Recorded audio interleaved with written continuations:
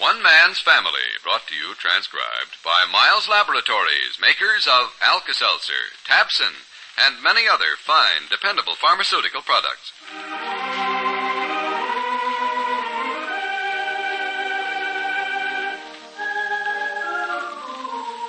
Overheard between Margaret and her Uncle Paul in the library.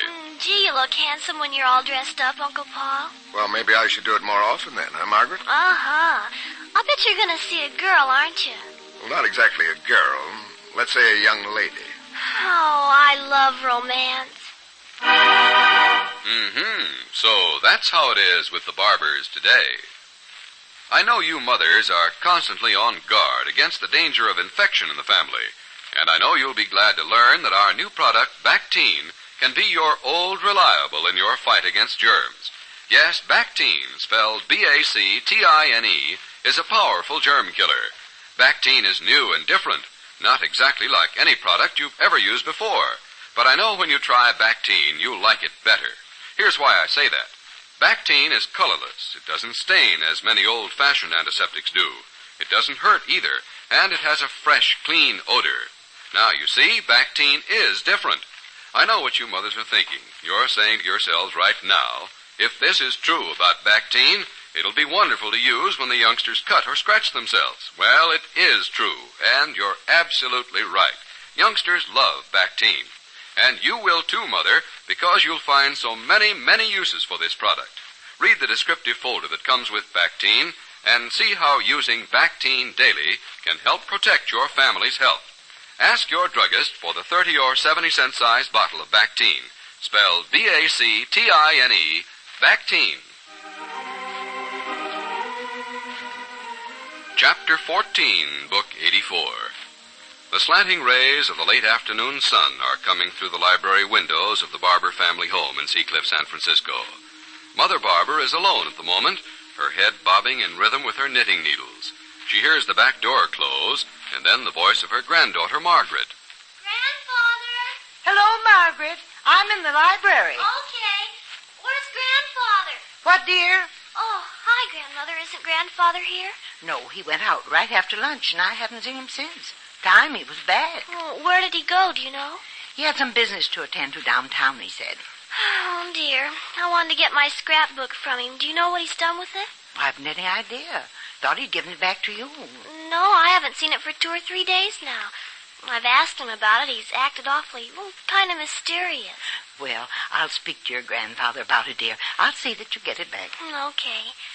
Wonder where Mom is. She said she was going to pick me up here after school. Well, she phoned a while ago and said she was coming right over. She has a letter about Pinky she wants to show me. About Pinky? Mm-hmm. From one of his officers, I think she said. Oh, gee, I hope he's not in some kind of trouble again. No, she said it was a very nice letter. Oh, it'd be terrible if something went wrong with his Navy career after Grandfather and I had dedicated our family history to him. We practically called him a hero. Well, I wouldn't worry. I'm sure he'll prove worthy of all the nice things you said. Mom. Yes, Paul, I'm in here. Okay, be there in a minute. Uncle Paul home from the airport already? He came home early. He's been upstairs changing his clothes. He's going out to dinner this evening. Oh, with Nicolette? Hey, Mom, will you tell Clifford? Oh, hello, Margaret. Hi, Uncle Paul. My, you look handsome when you're all dressed up. Well, thank you. Maybe I should do it oftener. What were you going to say about Clifford? Oh, when he comes home, will you tell him that I left that telephone number and the fellow's name he's to call on his dressing? All right. He'll know what it is. It's the man I told Cliff I'd talk to today about a job. I'll tell him, Paul. He's been out looking for work all day. Oh? Left right after breakfast this morning. Well, if he keeps on like this, something will turn up for him. Well, I've got to be on my way. Isn't it early to be going to dinner, Paul? Just a little, but I promised to be there early, so I'd better be a man of my word, wouldn't you say, Margaret? Oh, yes, particularly if it's a girl. I'll bet it is, too. Margaret. Isn't it, Uncle Paul? Well, if you insist, Miss Curiosity, yes, it is. Oh, I wish I were waiting for some handsome man to come and take me out to dinner. Well, I don't want to disillusion you, but I'm not taking her out. She's cooking the dinner. Well, that's even more romantic. An intimate meal at home by candlelight. You go ahead and dream, honey, but this is quite platonic. Purely a friendly relationship. Oh, a lot of love affairs start out like that and turn out to be real serious in the end. Well, this is getting too philosophical for me. I'll see you later. Goodbye. Bye, Goodbye, Uncle Paul. Paul. Margaret, you shouldn't pry into people's affairs that way. You know your Uncle Paul doesn't like to discuss his private life. Oh, I'm sorry, Grandmother. I didn't realize I was prying. I was just interested, that's all. I know. It's all right. It's hard not to be interested in what Uncle Paul's doing. Maybe it's because there's always an air of mystery about it. Oh, I don't think he's so mysterious. Just the same, I'll bet you don't know who it is he's going to see tonight. No. Can't be Nicolette, because she's just next door, and she wouldn't be cooking a meal for him at Jack and Betty's house. So there's a mystery right there. I think Uncle Paul's got a new girl, Grandmother. If he has, I hope she's as glamorous as Christine Abbott was. Well, now, let's not let our imagination run away with us. Of course, I feel kind of sorry for Nicolette, but she and Paul would never get married anyway. That's just another example of the blighted romances that runs through this family. It started back with Grandfather's Aunt Isabel, and the strain is carried right through to the present. Don't you see, All right, Margaret. Now, we'll talk about something else now. I think we've had quite enough of romance. Okay. Tell me about school. What do you like best since you started going to high school? You still having trouble with Latin? Oh, that stuff. It's about the... Yoo-hoo. Yes, Hazel? I'm here too, Mom. Oh, you are. That's good. How are you, Mother? Just fine. Sit down, Hazel. Did you bring the letter? Mm-hmm. Grandmother said it was from an officer, Mom. Now, just be patient, Margaret. I'm going to read it. Isn't Father home? No, he went downtown. He hasn't come back yet. Well, I'll leave this letter so he can read it this evening. Oh, I think I heard the back door. That may be your father now. Henry! No, it's me, Mom. It's Cliff. Sounds tired. He's been out looking for jobs all day. Clifford, aren't you? Take it easy, Mom. Oh. Hello, Cliff. Oh, hi, Hazel. Oh, here's my girl. Hiya, Maggie. Hi, Uncle Cliff. Oh, boy. Let me squat and rest me weary bones. How did you make out, Clifford? Oh, a couple of nibbles. I don't feel much like talking about it right now. Of course. I've got some news about Pinky here. Would you like to hear it? Oh, sure. How's he doing? Well, I'll let you judge. It's a letter from the commanding officer at the Naval Training Station. I wrote to him and asked him about Pinky, you know. Yeah. Well, did he explain why we didn't get to see him after driving all the way to San Diego? Oh, yes. It's quite a nice letter, really. I feel better about the whole situation. He says, "My dear Mrs. Murray, I am in receipt of your letter inquiring about your son, Seaman Recruit William Herbert Murray, U.S. Navy. Gee, that sounds official. We regret that you were unable to see him when you came to San Diego. Had we been informed that you were making a trip for that purpose, we would have certainly relaxed the discipline imposed on your son to the extent of permitting him to see his family. He was on extra duty at the time of your visit. The discipline was due to the following circumstances. I quote from the report given me by his commanding officer, quote, Murray failed to report for the morning muster. Later found sleeping in bunk. When asked to explain his conduct, he said he was tired, unquote. Oh, brother. We realize the rigors of Navy life may seem exacting to some of the young men at first, but your son is now establishing a good record for neatness, courtesy, and promptness, underline. We are confident he will prove to be a fine Navy man, and we and you can be proud of him. Yours very truly. Why, I think that's a nice letter. Yes, it's friendly and understanding. Well, the next time we make that trip, we'll know what to do, Cliff. Yeah. Well, Margaret, we've got to get home.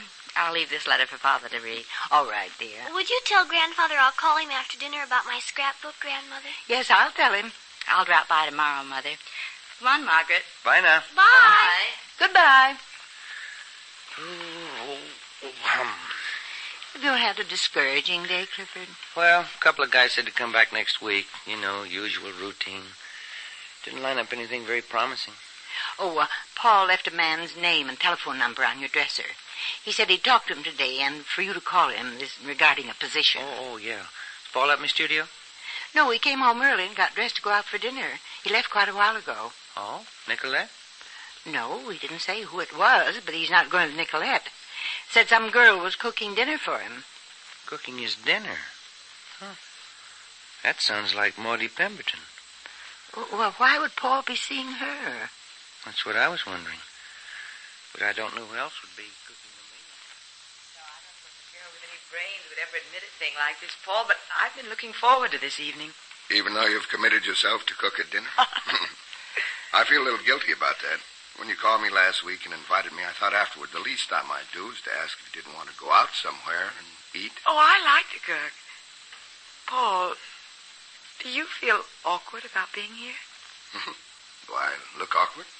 No, but I thought perhaps you might think it was a bit brazen of me to call you. I did it on the spur of the moment. I was reading over a letter I'd received from Teddy, and of course Paul was all the way through it, and naturally I got to thinking about you. So I picked up the phone. Before I knew it, I was talking to you, and now here you are. Now that I think about it, it is a little strange, isn't it? Does Clifford know you were coming here?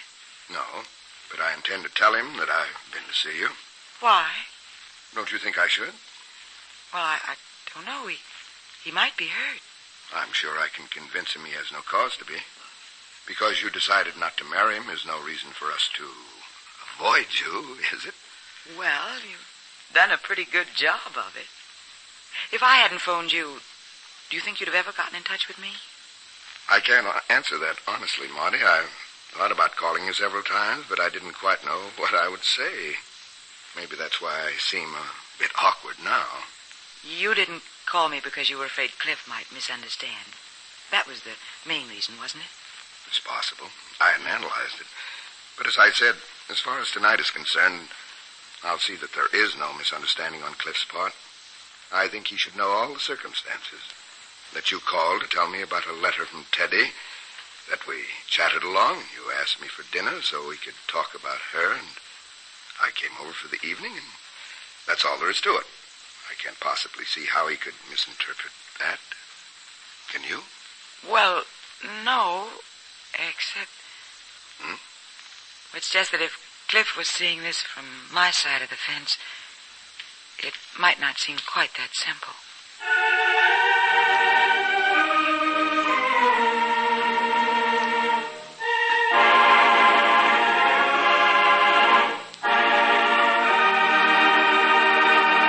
The Barbours will be back in just a moment. Friends, when you're feeling miserable with a headache, get relief the easy, pleasant way. Take Alka-Seltzer. Yes, drink a glass of sparkling, refreshing Alka-Seltzer. It contains one of the world's most effective pain relievers called sodium acetylsalicylate.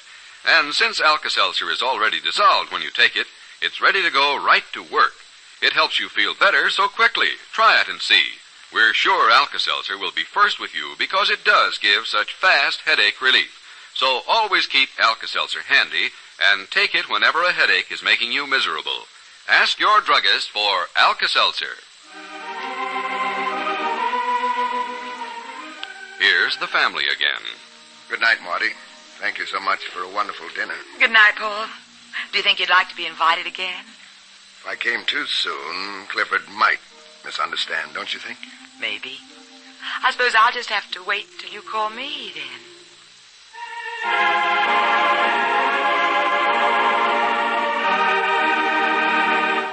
Remember, friends, to get the new family antiseptic Bactine from your druggist. That's Bactine, Bactine. Read the descriptive folder that comes with it. Find out the many ways in which you and your family can benefit every day from having Bactine handy to use. It is truly a different germ killer that has not one or two, but many different uses in every home. There's never been anything exactly like Bactine. You'll never believe any product can offer so much until you try it. Get Bactine from your druggist right away. Help protect your family's health for just a few cents. Bactine, Bactine.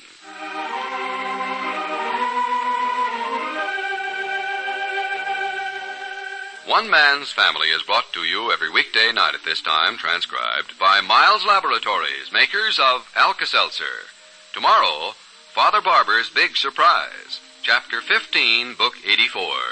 This is a Carlton E. Morse production, directed by Michael Raffetto.